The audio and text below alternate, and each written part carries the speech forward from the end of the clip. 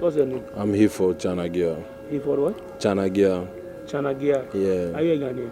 Yeah, I'm a Ghanaian. From where? From Navrongo, Upper East region. Navrongo. Do you have a nickname or something?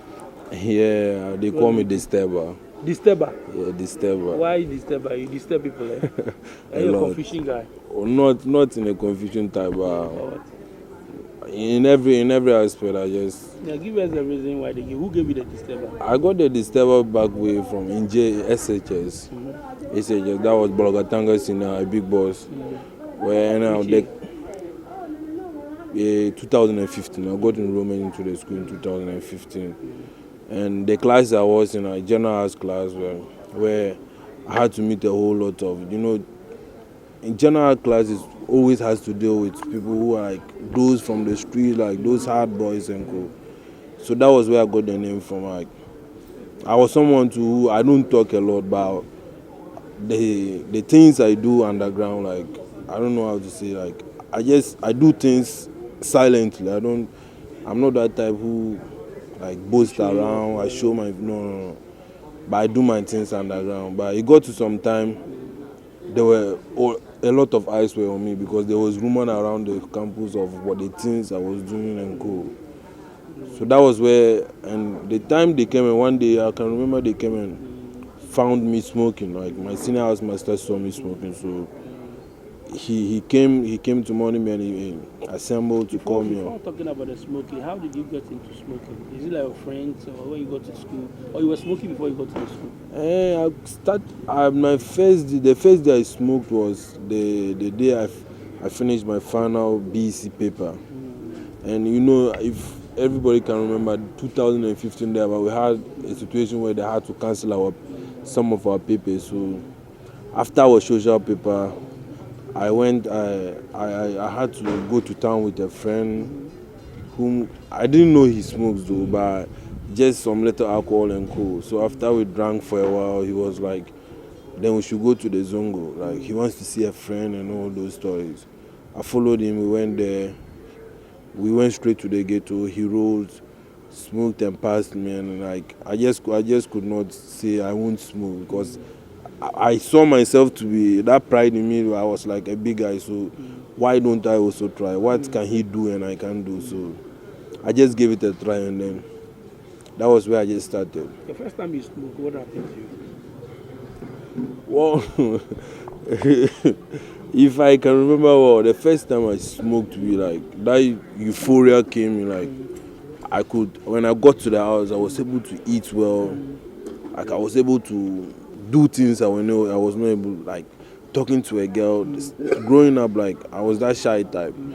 Approaching a girl was somehow difficult for me. So the first day I smoked, I can remember we had a party in the night. So I got that kind of zeal to approach girls and maybe talk to people I was not able to talk and all those things. Like, yeah, so it gave me some kind of like booster. It was some kind of like booster to me. Yeah, SS I was doing it. So after SS, what happened?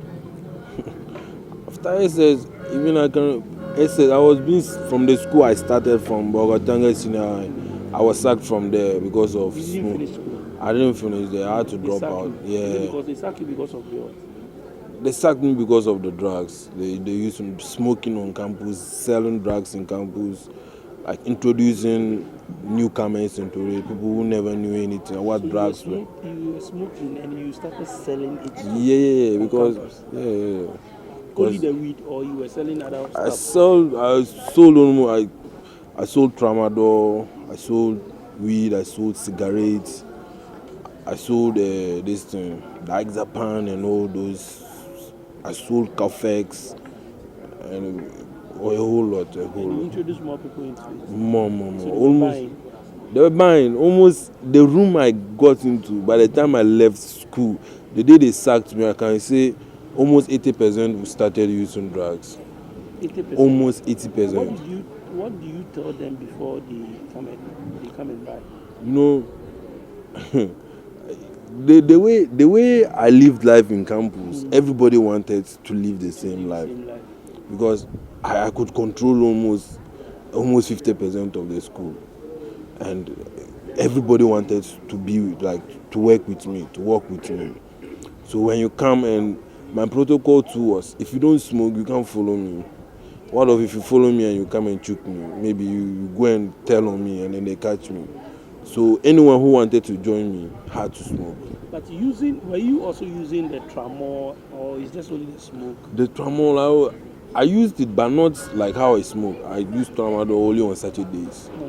That's for entertainment. What about the Katkalu? No, I wasn't into those things. But I saw that a lot of them patronized it, so just some easy cash. Attendance in class, doing all these drugs, were you going to class or Class? No. As for class, that one, I at first I saw it to be a waste of time. You saw it to be a waste of time? To be a waste of time. Because of the drugs? The drugs, because at the time I used to sit in class, that would be the time I should be enjoying out there. Maybe smoking, maybe roaming in town, maybe advertising my goods, maybe selling them and all those things. So class, I can say in a term, maybe twice in a class or maybe 3 times in a class. 3 times? Yeah. So your parents were aware of your lifestyle? No. They were not aware? Nobody told them anything?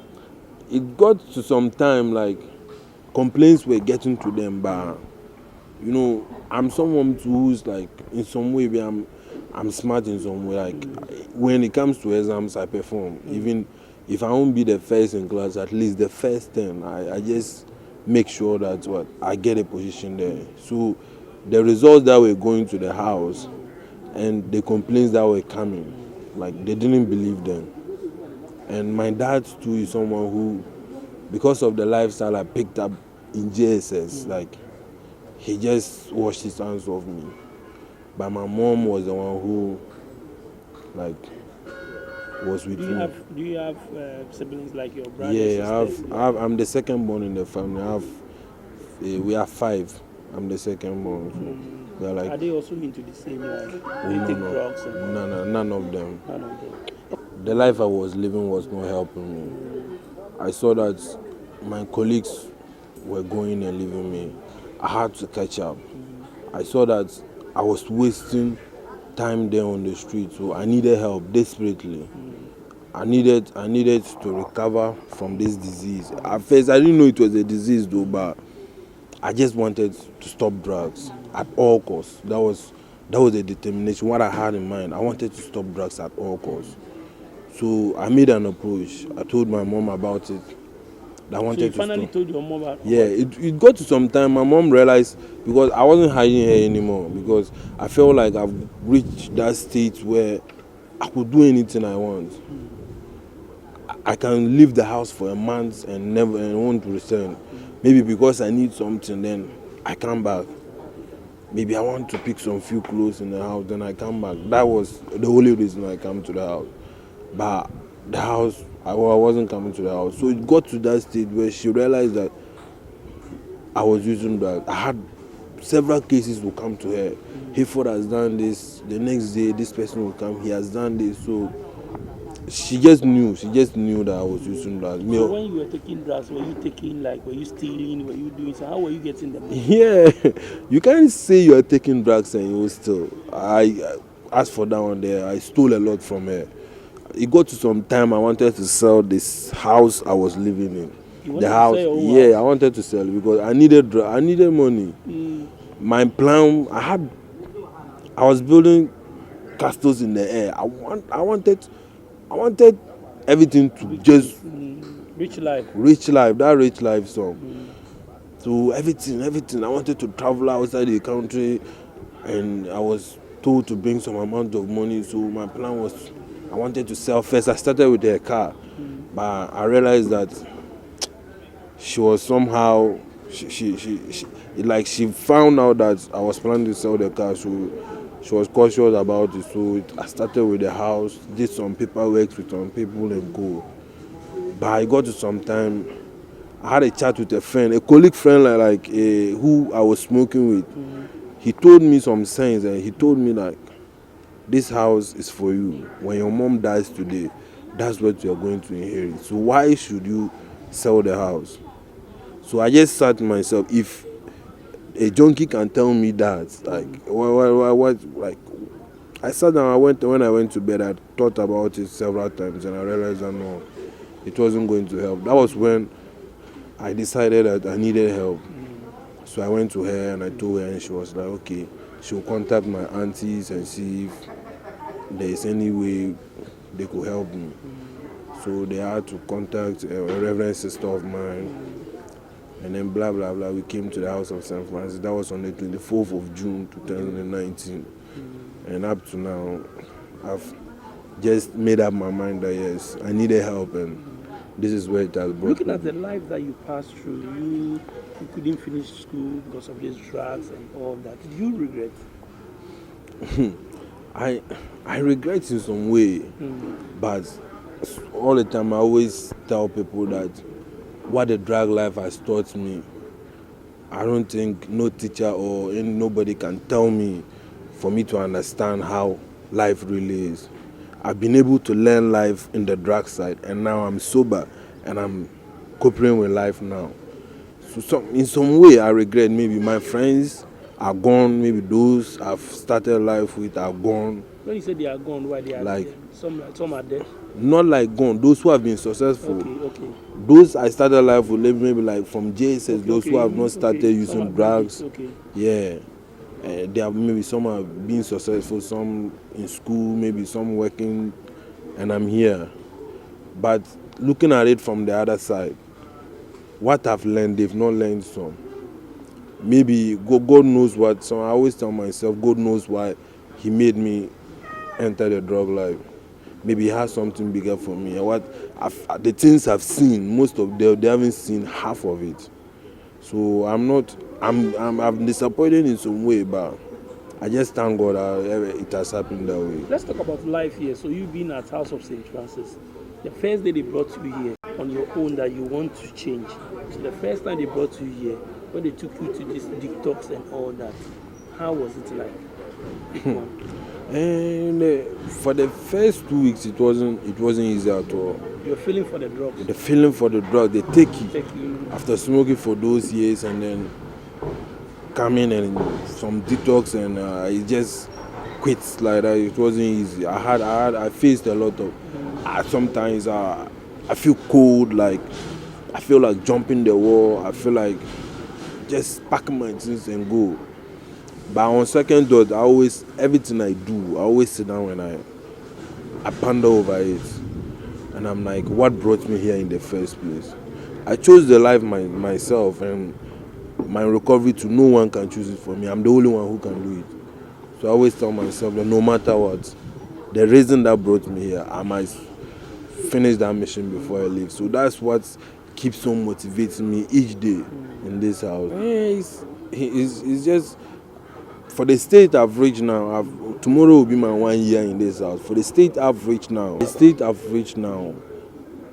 just like the life outside. It's normal for me.